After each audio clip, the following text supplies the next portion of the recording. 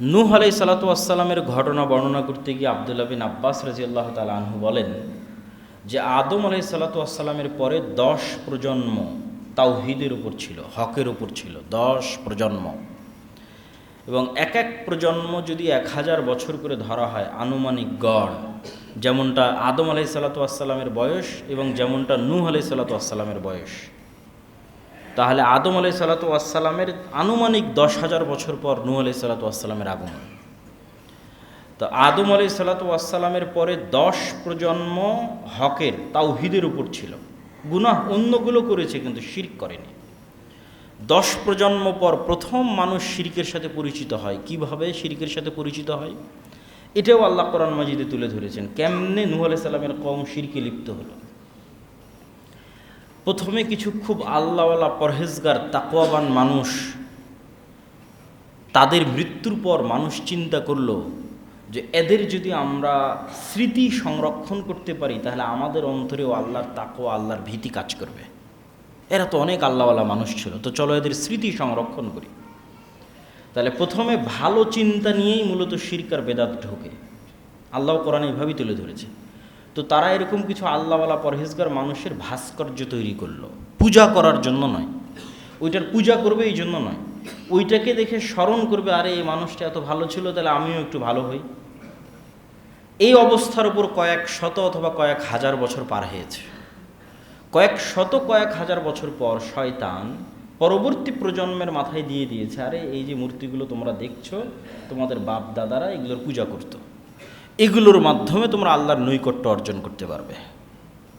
তখন মানুষ আস্তে আস্তে ওই মূর্তিগুলোর পূজা করা শুরু করলো। এইভাবে শিরক প্রবেশ করলো। এমত অবস্থায় নূহ আলাইহিস সালাতু ওয়াস সালাম আসলেন, আল্লাহর দ্বীনের দাওয়াত দিলেন। আল্লাহ সুবহানাহু ওয়া তাআলার দ্বীনের দাওয়াত নূহ আলাইহিস সালাতু ওয়াস সালাম কতদিন দিয়েছেন? আল্লাহ কোরআন মাজিদে বলছেন, ওয়ালাকাদ আরসালনা নূহান ইলা কওমিহি ফালাবিসা ফীহিম আলফা সানাহ ইল্লা 50 আমান। নূহ তাদের মধ্যে 50 কম 1000 বছর দাওয়াত দিয়েছে। 50 কম 1000 বছর, তথা 950 বছর।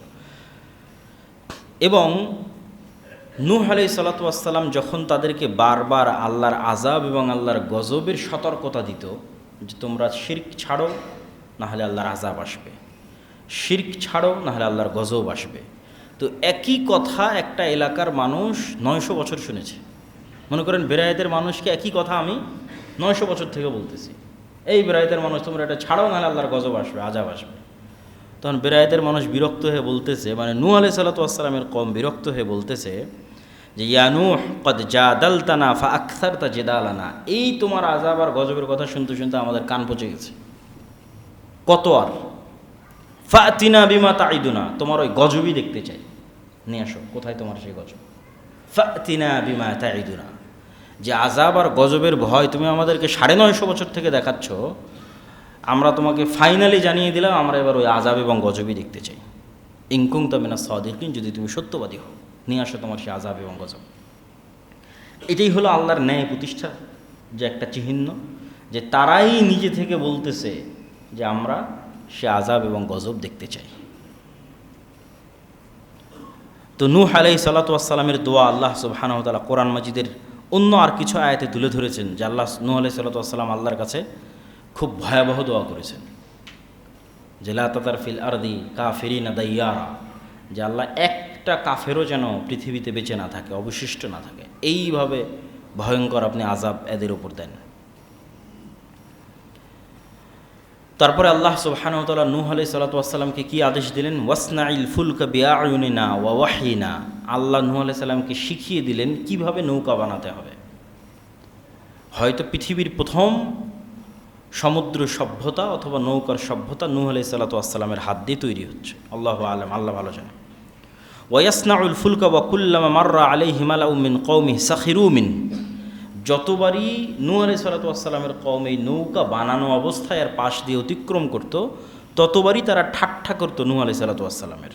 তো আল্লাহ বলছেন ইন তাসখারু মিন্না, আজকে তুমি আমার নবীর ঠাট্টা করতেছো, ফা ইন্না নাসখারু মিনকুম কামা তাসখারুন, অচিরেই সেই দিন আসবে যেদিন আমি আল্লাহ তোমাদের সাথে ঠাট্টা করব। তো আল্লাহর ঠাট্টা তো অনেক ভয়ঙ্কর, অনেক ভয়াবহ। ফাসাউফা তা'লামুনা মান ইয়াতিহি আযাবুন ইউখজিহ, সেই দিন তোমরা বুঝতে পারবে যে আল্লাহ সুবহানাহু ওয়া তাআলার আযাব কেমন। এবার আল্লাহ নূহ আলাইহিস সালাতু ওয়াস সালামকে আদেশ দিলেন, হাত্তা ইদা জা আমরুনা ওয়া ফারাত তান্নূর কুল নাহমিল ফিহা মিন কুল্লিন যাওজাইন ইসনাইন, প্রত্যেক প্রাণী থেকে এক জোড়া করে নৌকায় উঠিয়ে নাও। ওয়া আহলাকা ইল্লা মান সাবাকা আলাইহিল কওল, আর যারা ঈমান আনয়ন করেছে তাদের উঠিয়ে নাও। ওয়া ক্বাল আরকাবু ফিহা বিসমিল্লাহি মাজরিহা ওয়া মুরসাহা ইন্না রাব্বি লাগফুরুর রহিম, আর এই দোয়া পড়ে বিসমিল্লাহ বলে তুমি নৌকায় আরোহণ করো। ওয়া হিয়া তাজরি বিহিম ফি মাউজিন কাল জিবাল ওয়া নাদা নূহুন ইবনুহু, আর এই নৌকা চলতে লাগলো এমন ঢেউয়ের মধ্যে দিয়ে যে ঢেউয়ের উচ্চতা ছিল পাহাড় সমপরিমাণ। ওয়া হিয়া তাজরি বিহিম ফি মাউজিন কাল জিবাল, যে ঢেউয়ের উচ্চতা ছিল পাহাড় সম পরিমাণ। কত উঁচু পাহাড় সম পরিমাণ আল্লাহু আলাম। এবং সকল মুফাসসিরিন কেরাম একমত যে সারা পৃথিবী পানিতে ডুবে গেছিল এবং সারা পৃথিবীর কোথাও কোনো উঁচু জায়গা বাকি ছিল না, তথা নিচে শুধু পানি আর উপরে শুধু আকাশ। তথা আজকের যে মহাসমুদ্রগুলো আছে, মনে করেন পুরো পৃথিবী মহাসমুদ্র, বড় বড় মহাসমুদ্র আছে, মনে করেন পুরো পৃথিবী মহাসমুদ্র হয়ে গেছে, আর উপরে শুধু আকাশ আছে। তো নূহ আলাইহিস সালাতু ওয়াস সালাম তার ছেলেকে ডাক দিয়ে বলল, ওয়া কানা ফি মা'জিলিন ইয়া বুনাইয়া আরকাব মা'না, হে বৎস আমাদের সাথে নৌকায় উঠো। ওয়ালা তাকুম মিনাল মা'আল কাফিরিন, কাফিরদের অন্তর্ভুক্ত হয় না। ক্বালা সাআবি ইলা জাবালিন ইয়াসুমি মিনাল মা, সে বলল, বাবা আমি এত উঁচু পাহাড়ে আশ্রয় নিব যেখানে তোমার পানি পৌঁছতে পারবে না। তখন নূহ আলাইহিস সালাম বললেন, লা আসিমাল ইয়াউমা মিন আমরিল্লাহ, আজকে আল্লাহর গজব থেকে আশ্রয় দিবে এরকম কোনো উঁচু পাহাড় এবং উঁচু গাছ বাকি থাকবে না। ওয়াহালা বাইনাহুমাল মাউজু ফাকানা মিনাল মুগরাকিন, এইভাবে আল্লাহ নূহ আলাইহিস সালাতু ওয়াস সালামের কওমকে ধ্বংস করে দিলেন। যখন পুরো কওম ধ্বংস হয়ে গেল, আল্লাহ বললেন, ইয়া আরদু বলঈ মাআক, এই জমিন পানি সব শুষে নাও। ইয়া সামাউ ক্লাঈ, হে আকাশ বৃষ্টি বর্ষণ বন্ধ করে দাও। ওয়াগিজাল মা ওয়াকুজিয়াল আমর, ধীরে ধীরে পানি কমতে লাগলো। ওয়াস্তাওয়াত আলাল জুদি, এবং জুদি নামক পাহাড়ে নূহ আলাইহিস সালাতু ওয়াস সালামের নৌকা থামলো। যেটা মনে করা হয় যে তুরস্কের আরারাত যে পাহাড়, সেই পাহাড়কে অনেক ঐতিহাসিক মনে করেন যে এটি সেই জুদি পাহাড় যেখানে নূহ আলাইহিস সালাতু ওয়াস সালামের নৌকা থেমেছিল। এটা গেল নূহ আলাইহিস সালাতু ওয়াস সালামের কওমকে আল্লাহ সুবহানাহু ওয়া তাআলা এভাবে ধ্বংস করে দিলেন। এরপরে কোন কওমকে আল্লাহ ধ্বংস করেছেন? ঐতিহাসিকগণ এবং মুফাসসিরিনে করা মোটামুটি একমত যে এরপরে যে কওমকে আল্লাহ ধ্বংস করেছেন সেটা হচ্ছে আদ জাতি, যাদের নিকটে আল্লাহ নবী হিসেবে পাঠিয়েছিলেন হুদ আলাইহিস সালাতু ওয়াস সালামকে। তারপরে আল্লাহ সুবহানাহু ওয়া তাআলা ধ্বংস করেছেন সামুদ জাতি, যাদের নিকটে আল্লাহ নবী হিসেবে পাঠিয়েছিলেন সালেহ আলাইহিস সালাতু ওয়াস সালামকে। তাদের পরে আল্লাহ ধ্বংস করেছেন লূত আলাইহিস সালাতু ওয়াস সালামের জাতিকে, যাদের নিকটে আল্লাহ নবী হিসেবে পাঠিয়েছিলেন লূত আলাইহিস সালাতু ওয়াস সালামকে, যিনি ইব্রাহিম আলাইহিস সালামের সমসাময়িক। তাহলে কি বোঝা গেল? ইব্রাহিম আলাইহিস সালাতু ওয়াস সালাম থেকে নিয়ে নূহের মাঝামাঝি তিনটে জাতি ধ্বংস হয়েছে। একটা নূহ আলাইহিস সালামের জাতি ধ্বংস হয়েছে, একটা আদ জাতি ধ্বংস হয়েছে, একটা সামুদ জাতি ধ্বংস হয়েছে। এগুলো ইব্রাহিম আলাইহিস সালামের পূর্বেই। আর ইব্রাহিম আলাইহিস সালামের সমসাময়িক লূত আলাইহিস সালাতু ওয়াস সালামের জাতি। আদ জাতির অপরাধ কী ছিল আর সামুদ জাতির অপরাধ কী ছিল? আদ জাতির অপরাধ ছিল অহংকার। আল্লাহ তাদের অহংকারের বর্ণনা কোরআন মাজিদে দিচ্ছেন, কি পরিমাণ অহংকার দেখেন। ফাআম্মা আদুন ফাস্তাকবারু ফিল আরদি বিগাইরিল হক, আদ জাতি জমিনে চরম অহংকার করেছিল এবং অহংকারের আতিশয্যে তারা এটা বলেছিল, মান আসাদ্দু মিন্না কুওয়া, আজকের পৃথিবীতে আমাদের চেয়ে শক্তিশালী পাওয়ারফুল কে আছে?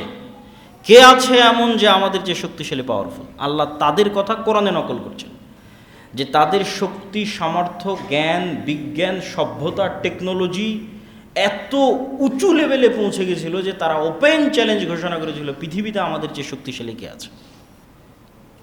যেমন হয়তো আজকের আমেরিকা এবং ইসরায়েল যদি মনে করে যে মান আসাদ্দু মিন্না কুওয়া, অথবা মুসলমানেরা যদি মনে করে যে এদের যে শক্তিশালী কে আছে, তো আদ জাতির ইতিহাস তাদের জন্য শিক্ষণীয়।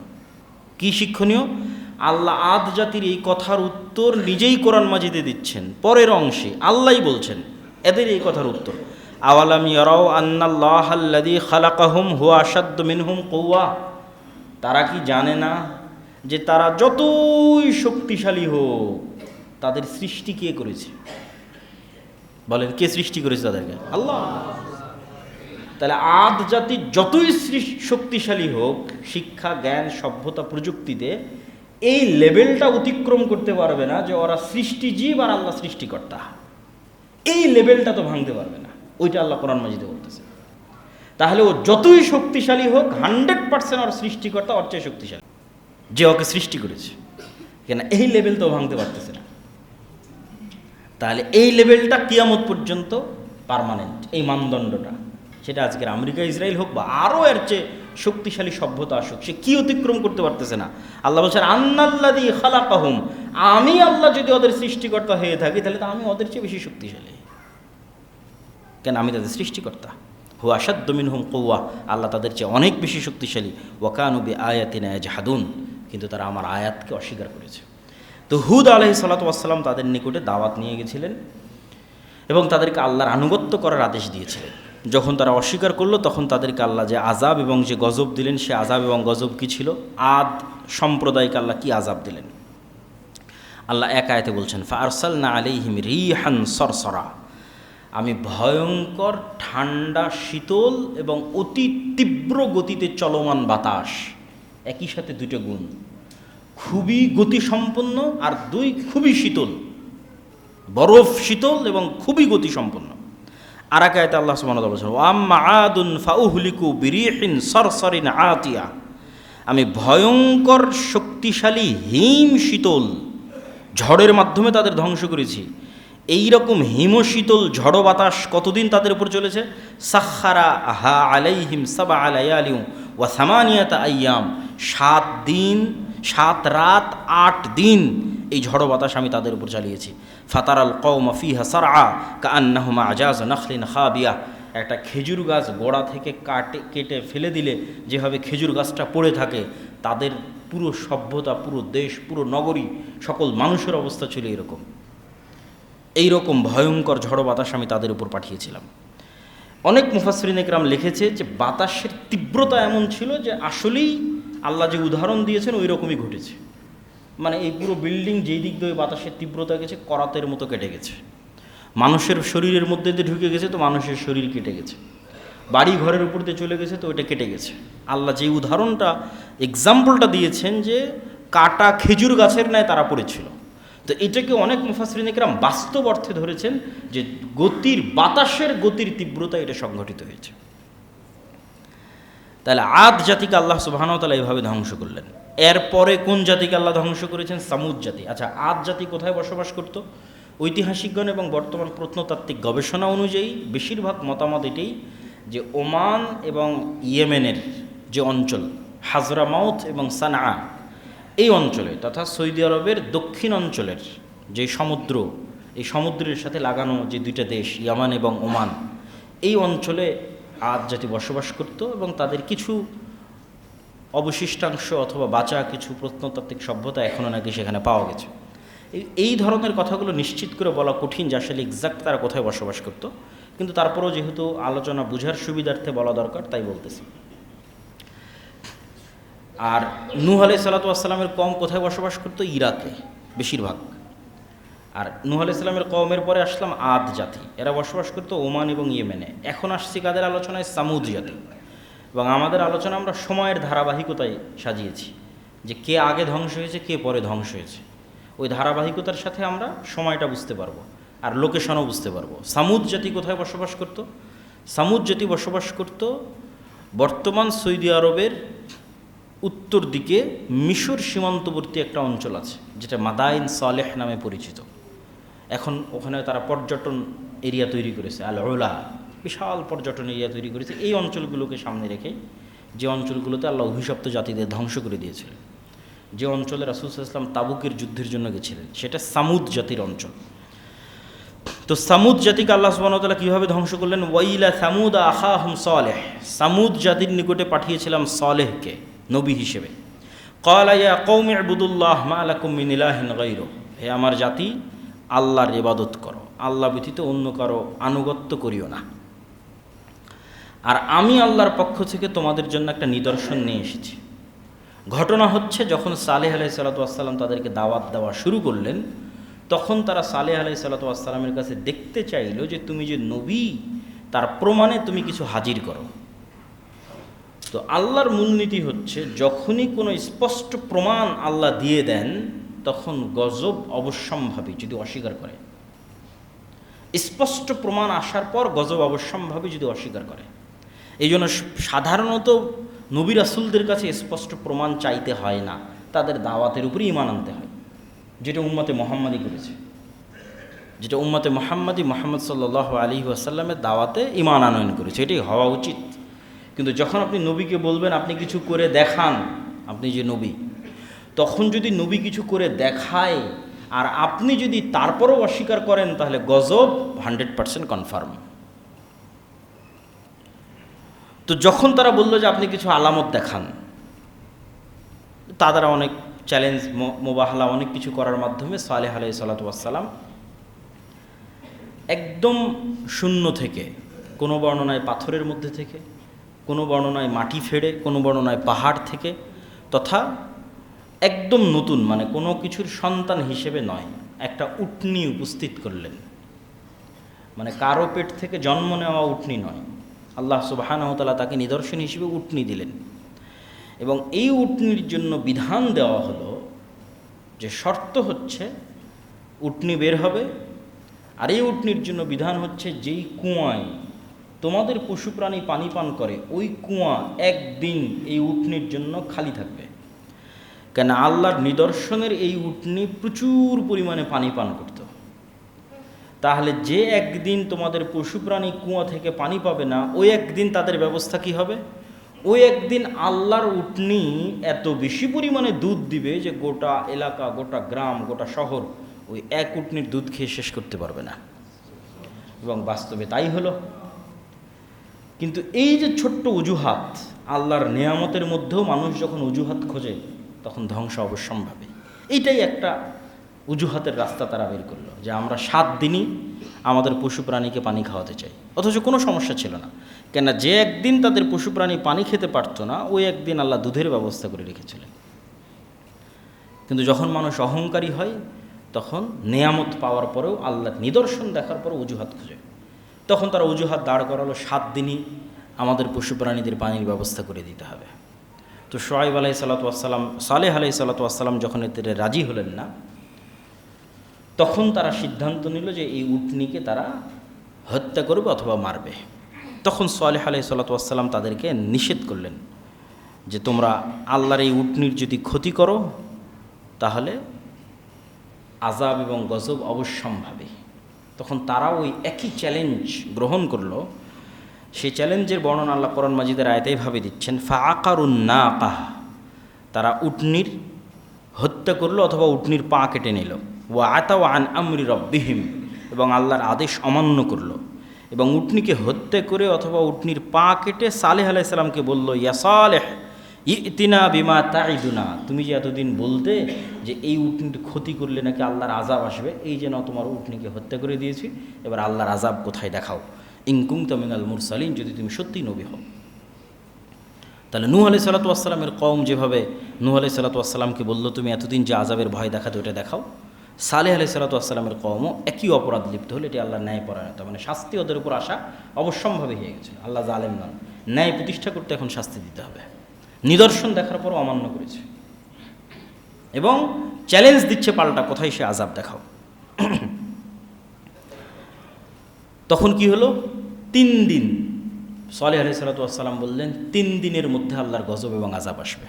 তারা এটা নিয়েও হাসি ঠাট্টা করল যে আযাব আসলে এখনই আসতো, 3 দিন আবার কিসের? যদি আযাব আসতো এখনই আসতো, 3 দিন কিসের? তো কিছু বর্ণনা অনুযায়ী পাওয়া যায় প্রথম দিন তাদের চেহারার রং পরিবর্তন হয়ে গেল, দ্বিতীয় দিন আরও পরিবর্তন হয়ে গেল, এবং তৃতীয় দিন তাদের চেহারা পরিপূর্ণরূপে কালো রূপান্তর ধারণ করলো। এবং বিকট আওয়াজ, যেই বিকট আওয়াজে যে যে অবস্থায় ছিল সে অবস্থায় থেকে গেল। আরবি ইবারত হচ্ছে ফিদারিহিম জাসিমিন। জাসিমিন অর্থ হচ্ছে একদম জড় পদার্থের মতো, জড় বস্তুর মতো হয়ে যাও। আমি পানি খাচ্ছিলাম, বিকট আওয়াজ যখন হয়েছে তখন আমি এই পানি খাওয়া অবস্থাতে এভাবেই স্টিল দাঁড়িয়ে মরে গেছি। আমি হয়তো খেলাধুলা করছিলাম, আমি হয়তো কোনো একটা কাজে লিপ্ত ছিলাম, যে কাজে যে অবস্থায় ছিল বিকট আওয়াজে সে অবস্থায় ওইভাবেই জড় বস্তু, জড় পদার্থের মতো হয়ে গেছে এবং মারা গেছে। তাহলে এটা গেল সামুদ জাতির উপর আল্লাহ সুবহানাহু ওয়া তাআলার আযাব। এরপরে কোন জাতির উপর আযাব এসেছে? লূত আলাইহিস সালাতু ওয়াস সালামের উপর। লূত আলাইহিস সালাতু ওয়াস সালাম হচ্ছেন ইব্রাহিম আলাইহিস সালাতু ওয়াস সালামের সমসাময়িক এবং ইব্রাহিম আলাইহিস সালাতু ওয়াস সালামের আপন ভাতিজা তথা ভাইয়ের ছেলে। তো লূত আলাইহিস সালাতু ওয়াস সালাম যেই অঞ্চলে দাওয়াত দিতেন এই অঞ্চলটা আজকের জর্ডান, ইসরায়েল এবং ফিলিস্তিন এরিয়ার মধ্যে পড়ে, যে অঞ্চলে লূত আলাইহিস সালাম দাওয়াত দিতেন। এবং অনেক প্রত্নতাত্ত্বিক মনে করে আজকের যেটা ডেড সি, মৃত সাগর, যে মৃত সাগরে মানুষ সাধারণত ডোবে না, এই মৃত সাগর এরিয়াতেই লূত আলাইহিস সালামের কওম বসবাস করত। তাদের অপরাধ ছিল এখন পর্যন্ত অতীতে যে জাতি যা অপরাধ করেছে তার চেয়ে ব্যতিক্রম। কওমে নূহ, কওমে সালেহ এবং কওমে হুদ, আদ, সামুদ এবং নূহ আলাইহিস সালামের কওম কেউই এই অপরাধে লিপ্ত হয়নি। সেটা ছিল বিকৃত যৌনাচার তথা সমকামিতা, যা পৃথিবীর ইতিহাসে অতীতে কখনো সংঘটিত হয়নি। এইরকম এক ভয়াবহ, নিকৃষ্ট এবং জঘন্যতম অপরাধে তারা লিপ্ত ছিল। লূত আলাইহিস সালাম তাদের কাছে আল্লাহ সুবহানাহু ওয়া তাআলার দ্বীনের দাওয়াত নিয়ে গেলেন এবং তার দাওয়াত ছিল এটাই, আতাতুনাল ফাহিশাতা মা সাবাকাকুম বিহা মিন আহাদিম মিনাল আলামিন। আল্লাহ কোরআনে বলছে, তোমরা এমন নিকৃষ্ট ভয়ঙ্কর অপরাধে লিপ্ত হয়েছ যে অপরাধে পৃথিবীতে অতীতে কেউ লিপ্ত হয়নি। মা সাবাকাকুম বিহা মিন আহাদিম মিনাল আলামিন, অতীতে পৃথিবীতে কেউ লিপ্ত হয়নি, এরকম ভয়াবহ অপরাধে তোমরা লিপ্ত হয়েছ। ইন্নাকুম লাতাতুনার রিজালা শাহওয়াতাম মিন দুনিন নিসা, দুনিয়াতে কি মহিলা কম পড়েছে যে তোমরা এই ধরনের নিকৃষ্টতম অপরাধে লিপ্ত হচ্ছ? এইভাবে লূত আলাইহিস সালাম তাদেরকে দাওয়াত দিল। তো তারা উত্তরে কি বলল? ওয়ামা কানা জাওয়াবা কওমিহি ইল্লা আন ক্বালু আখরিজুহুম মিন ক্বরিয়াতিকুম। মানুষ যখন অপরাধে, প্রকাশ্য অপরাধে এমনভাবে লিপ্ত হওয়া শুরু করে, তখন এরকম সত্যের দাওয়াতও মানুষের কাছে অগ্রহণযোগ্য মনে হয়। কওমের উত্তরটা শোনেন। লূত আলাইহিস সালামের কওমের উত্তর যদি আমি আমার ভাষায় বলতে চাই, অনুবাদ থেকে বুঝে, অনুবাদটাও বলতেছি, এসেছে বড় পবিত্র, বড় পবিত্র এসেছে, এই পবিত্রকে আমাদের এলাকায় রাখার দরকার নাই, পবিত্রকে বের করে দাও আমাদের এলাকা থেকে। বেশি পবিত্রতা, বেশি পর্দা, বেশি আল্লাহওয়ালার দার্স দেওয়ার জন্য এসেছে। ভাষা ছিল এরকম। আখরিজুহুম মিন ক্বরিয়াতিকুম ইন্নাহুম উনাসুন ইয়াতাতাহহারুন। আরে লূত আলাইহিস সালামের মতো পবিত্র লোকের আমাদের এলাকায় দরকার নাই। গান বাজনা শুনবে না, নাচ গান করতে দিবে না, ড্যান্স করতে দিবে না, এত ভালো মানুষের দরকার নেই, আমাদের এলাকা থেকে বের করতে। এটা ছিল লূত আলাইহিস সালামের কওমের উত্তর। ফাআনজাইনাহু ওয়া আহলাহু ইল্লা ইমরাআতাহু কানাত মিনাল গাবিরিন। তো আল্লাহ সুবহানাহু ওয়া তাআলা তাদের উপর কিভাবে আযাব পাঠালেন, আল্লাহ সুবহানাহু ওয়া তাআলা তাদের উপর আযাব পাঠানোর যে ধরন বর্ণনা করেছেন, সেটা ছিল যেহেতু তখন ইব্রাহিম আলাইহিস সালাম নিজেও জীবিত ছিলেন, তো প্রথমে ফেরেশতাদের দল ইব্রাহিম আলাইহিস সালামের কাছে গেছে এবং ইব্রাহিম আলাইহিস সালামকে এবং তার স্ত্রী সারাকে পরবর্তী সন্তান ইসহাকের সুসংবাদ দিয়েছে। তারপরে ইব্রাহিম আলাইহিস সালাম তাদেরকে জিজ্ঞেস করেছে, তোমরা কোথায় যাচ্ছ? সারমর্ম কথা। তো লূত আলাইহিস সালামের কওমকে ধ্বংস করার জন্য আল্লাহর আদেশ ফাইনাল। তো ইব্রাহিম আলাইহিস সালাম খুব শঙ্কিত অবস্থায় পাল্টা প্রশ্ন করলেন, সেখানে তো কিছু ভালো মানুষ আছে, সেখানে তো লূত আছে এবং লূত আলাইহিস সালামের সাথে কিছু ঈমানদারও আছে, তাহলে কেন সেই এলাকাকে ধ্বংস করে দেওয়া হবে? তখন ফেরেশতারা পাল্টা উত্তরে বলল, লূত এবং তার অনুসারী যারা ঈমানদার আছে তাদের ধ্বংস করা হবে না, তাদের বাঁচিয়ে নেওয়া হবে। এবার ফেরেশতারা লূত আলাইহিস সালামের বাড়িতে আসলেন এবং সুন্দর সুদর্শন কিশোর অবস্থায় লূত আলাইহিস সালামের বাড়িতে প্রবেশ করলেন। তো লূত আলাইহিস সালাম তাদেরকে স্বাভাবিক মেহমান মনে করেছেন, এখনও বুঝতে পারেননি যে তারা আল্লাহর ফেরেশতা। স্বাভাবিক মেহমান মনে করে তিনি মেহমানের নিরাপত্তায় শঙ্কিত হলেন, আতঙ্কিত হলেন যে আমার এই অসভ্য জাতির কাছ থেকে আমি আমার এই মেহমানদের কীভাবে নিরাপদ করব।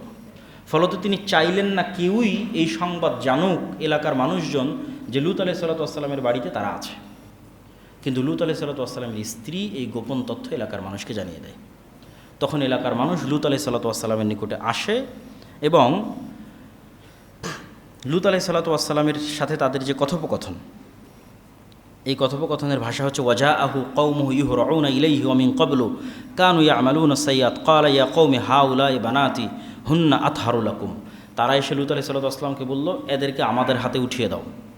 তখন লূত আলাইহিস সালাম বললেন, দেখো আমার কন্যারা আছে, হুন্না আতহারু লাকুম, আমার মেয়েরা তোমাদের জন্য অতি পবিত্র, তোমরা যদি চাও আমার মেয়েদের সাথে তোমাদের বিবাহ দিয়ে দিচ্ছে, আমার মেয়েদেরকে চাইলে তোমরা নিয়ে যেতে পারো।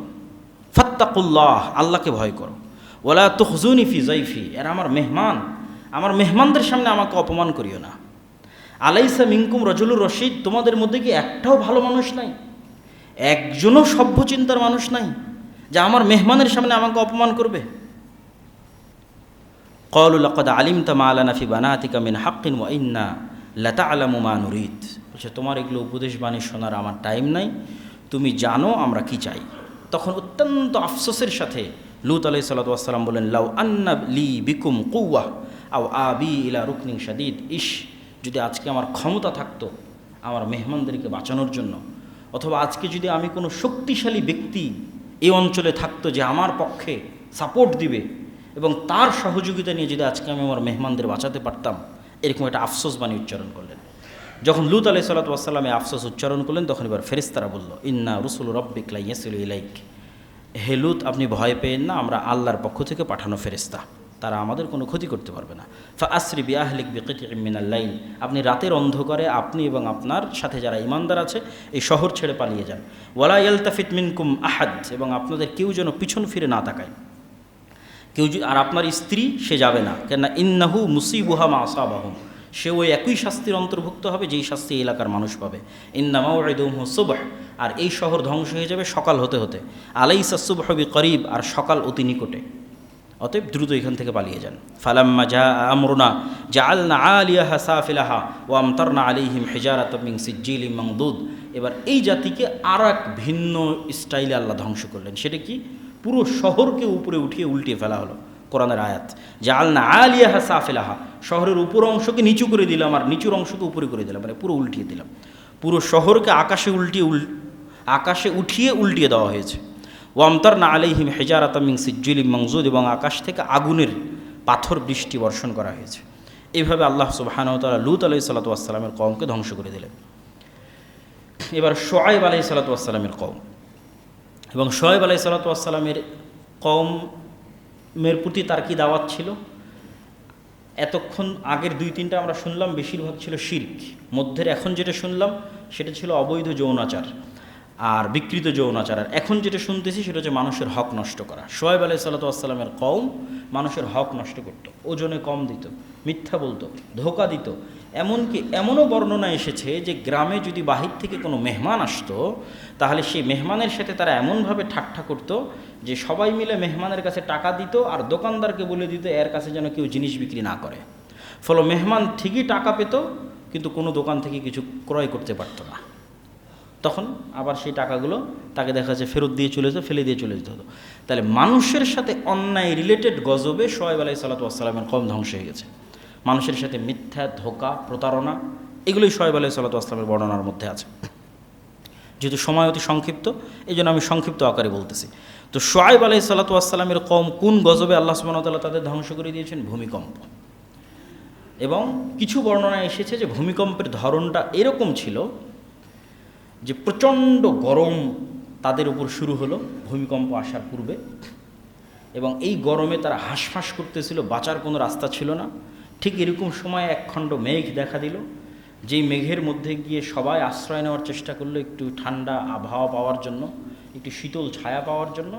তারপরে ওই মেঘের মধ্যে থাকা অবস্থাতেই ভয়ঙ্কর ভূমিকম্প, বিকট আওয়াজ, এবং যেভাবে আল্লাহ সুবহানাহু ওয়া তাআলা তাদের জন্য উপযুক্ত মনে করেছেন সেভাবে তখন তাদেরকে ইনস্ট্যান্ট ধ্বংস করে দিয়েছেন শুআয়ব আলাইহিস সালাতু ওয়াস সালামের কওমকে।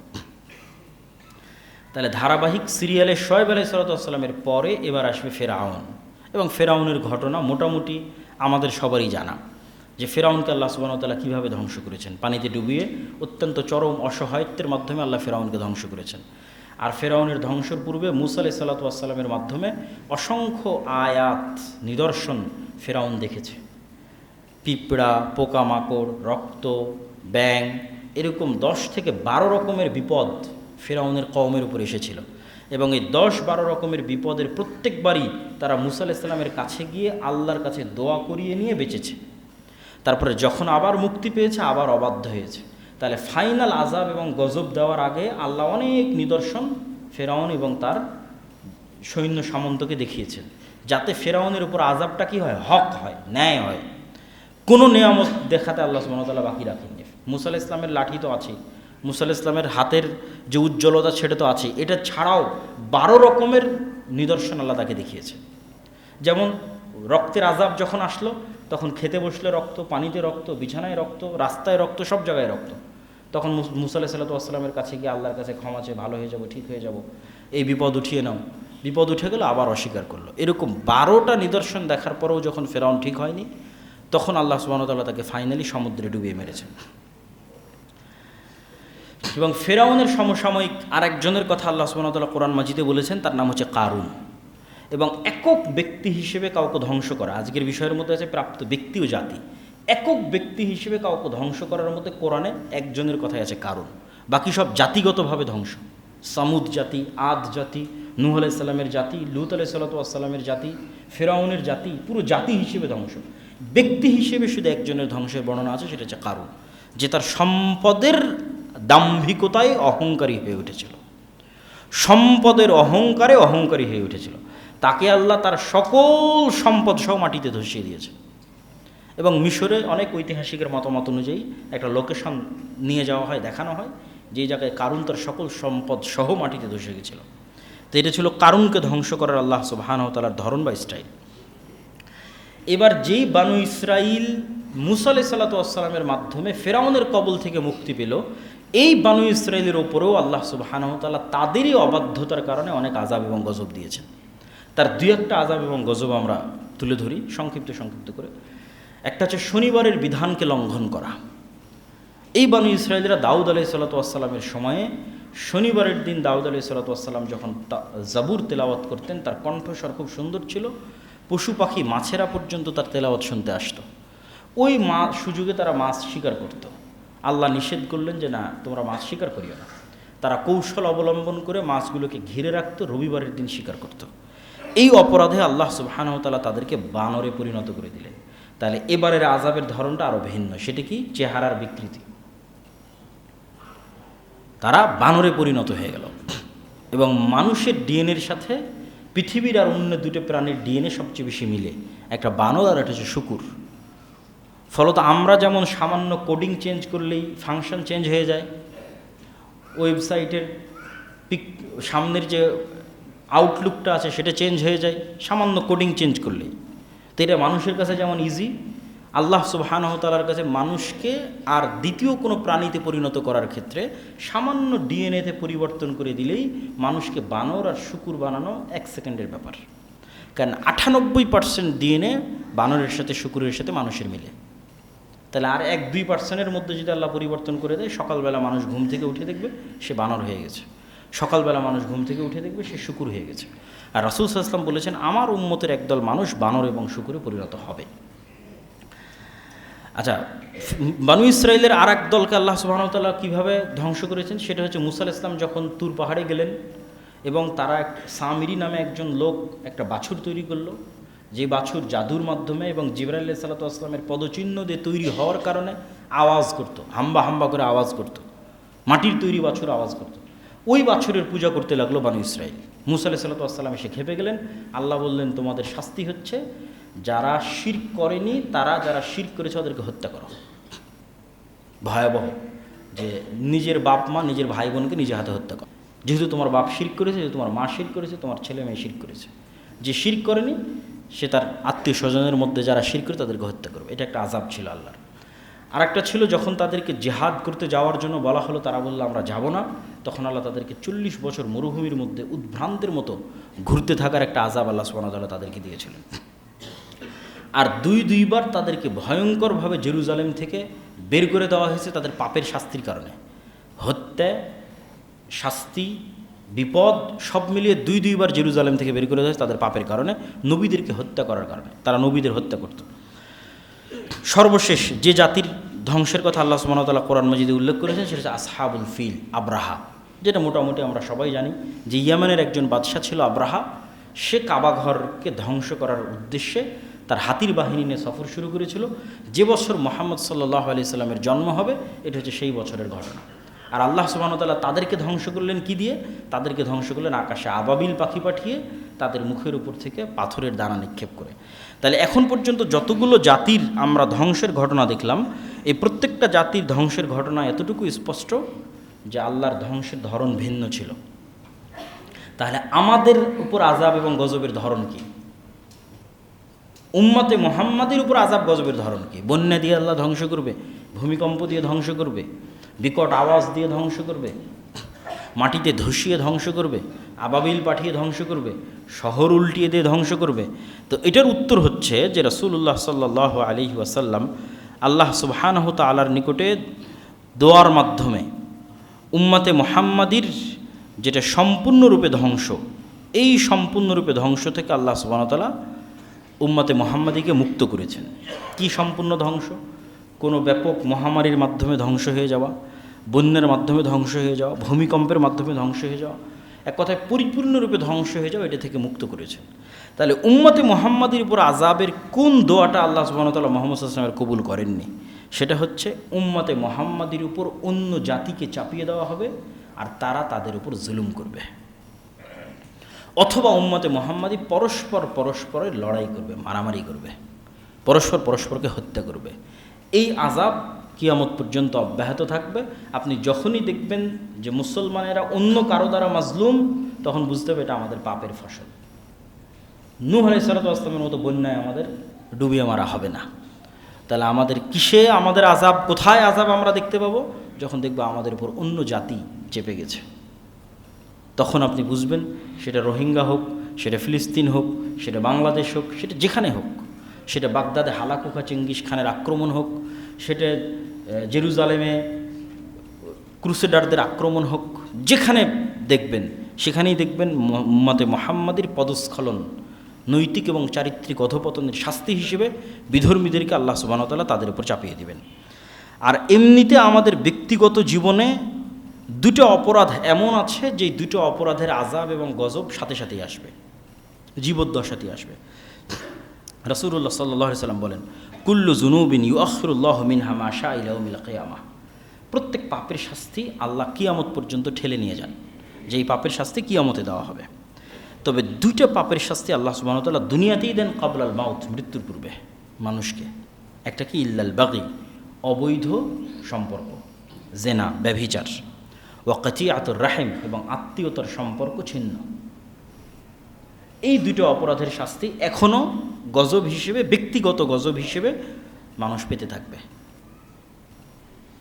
এই দুটো অপরাধের শাস্তি মৃত্যুর পরে কিয়ামত পর্যন্ত অপেক্ষা করা হবে না, দুনিয়াতে জীবদ্দশাতে।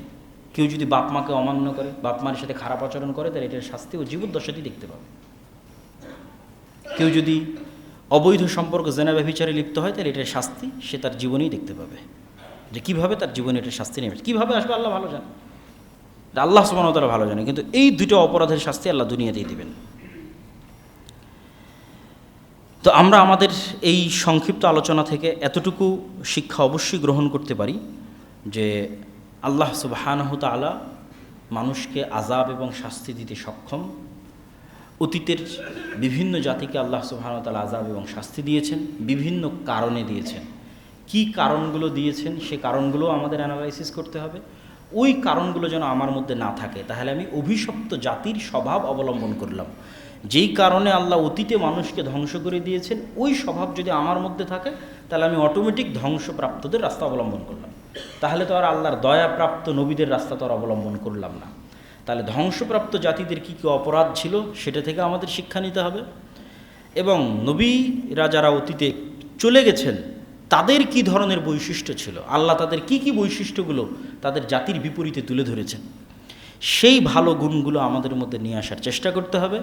আর আমরা আমাদের জীবনে যদি আল্লাহর আযাব এবং গজব বুঝতে চাই যে আমি আল্লাহর আযাব এবং গজবে আছি কিনা, তাহলে রাসূল সাল্লাল্লাহু আলাইহি ওয়াসাল্লামের একটা হাদিস দিয়ে আমার আজকের বক্তব্য শেষ করব, যে ইন্নাল্লাহা ইউতিদ দুনিয়া লিমান ইউহিব ওয়া মান লা ইউহিব। আল্লাহ দুনিয়ার সুখ স্বাচ্ছন্দ্য ঐশ্বর্য তাকেও দেন যাকে আল্লাহ ভালোবাসেন, তাকেও দেন যাকে আল্লাহ ভালোবাসেন না। ইহুদিদেরকেও দিয়েছেন, খ্রিস্টানদেরকেও দিয়েছেন। আপনার গ্রামে অনেক জালেম, সুদখোর, ঘুষখোর থাকতে পারে, অপরাধী, বেনামাজি, তাকেও আল্লাহ ধন সম্পদ দিতে পারেন।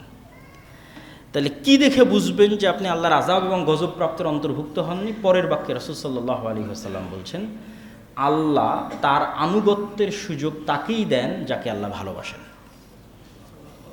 তাহলে যখন আপনি দেখবেন যে আমি ফজরের সালাত আদায় করতে পেরেছি, তাহলে এই তৌফিক পাওয়া হচ্ছে আল্লাহর ভালোবাসা আপনার সাথে আছে, এখনো গজবপ্রাপ্ত অভিশপ্তদের অন্তর্ভুক্ত হননি তার প্রমাণ। ভালো থাকাটা গজব মুক্ত হওয়ার প্রমাণ নয়। বরং আপনি যে আল্লাহর ইবাদত করতে পারছেন না, মসজিদে আসতে পারছেন না, কোরআন পড়তে পারছেন না, আল্লাহ আপনাকে গান বাজনায় মত্ত রেখেছে, সুদের মধ্যে, হারাম ইনকামের মধ্যে, অবৈধ সম্পর্কের মধ্যে মত্ত রেখেছে, তাহলে ওটাই আল্লাহর অভিশাপ, ওটাই আল্লাহর গজব, যা আল্লাহ আপনাকে পাপের মধ্যে ব্যস্ত রেখেছে এবং আপনি আল্লাহর রহমত এবং দয়া থেকে বঞ্চিত অবস্থায় আছেন। এইটার মাধ্যমে আমরা বুঝতে পারবো যে আমরা আল্লাহর দয়াপ্রাপ্ত আছি কিনা। আল্লাহ সুবহানাহু ওয়া তাআলা আমাদের আজকের এই বক্তব্য থেকে যা ভালো শিখার তা শিখার তৌফিক দান করুক। আল্লাহুম্মা আমিন।